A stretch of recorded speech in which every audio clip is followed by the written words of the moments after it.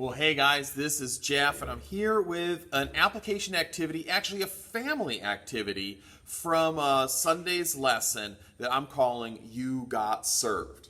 Now, in life, when someone says the words to you, you got served, that's not always a positive thing. It probably means they just beat me at a game, did something that was in my face, and they're kind of taunting me a little bit. You got served. But that's not how I'm using that phrase today. You got served as in actually serving others. Because remember on Sunday in our Kids Church experience, we had a main point that we learned that to play on God's team, I need to serve and help those around me. And we saw an example of that with Jesus. Jesus served his closest followers and friends by washing their feet.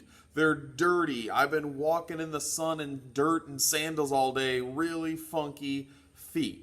So how do we put that into action, and how do we do that together as a family? Well, like I said, I've got this activity called You Got Served. As a family, I need you to do two things. First of all, is I need you to come up with some flyers, some cards, something that just say the words You Got Served on them. I came up very quickly with a little flyer. I used Canva for this, which is a nice free resource to be able to make things like this on. It took me less than 5 minutes. I just picked a chalkboard background and wrote the words You Got Served on it. And then I need your family to start thinking of who outside of your family, outside of your house, could you serve this week? Could you mow the neighbor's lawn? Could you help someone down the street who needs someone to pick up groceries? Could you do something nice for the Amazon delivery guy, for the grocery clerk at the store?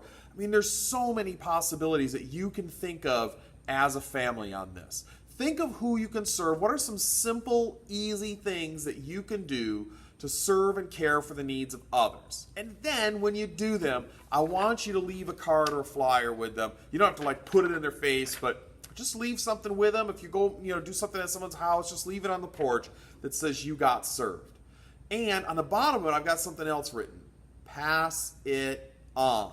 Right? We want to actually encourage other people to pass along this idea of service. So maybe they look at that and say, oh, you know what? Someone served me. Maybe I could serve someone else. It's a pretty cool activity, right? I mean, one of the things that we've learned pretty recently in Kids Church is that we don't want to just know what God's Word says. We don't want to just read it and listen to it. We actually want to put it into action. We don't want to just know God's Word. We want to do something with it.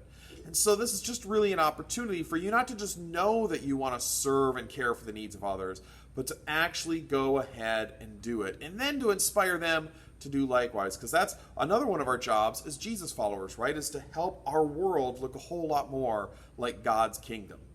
Can you imagine for a second living in a world where everybody served each other? I'll tell you what, to me, that sounds like heaven on earth.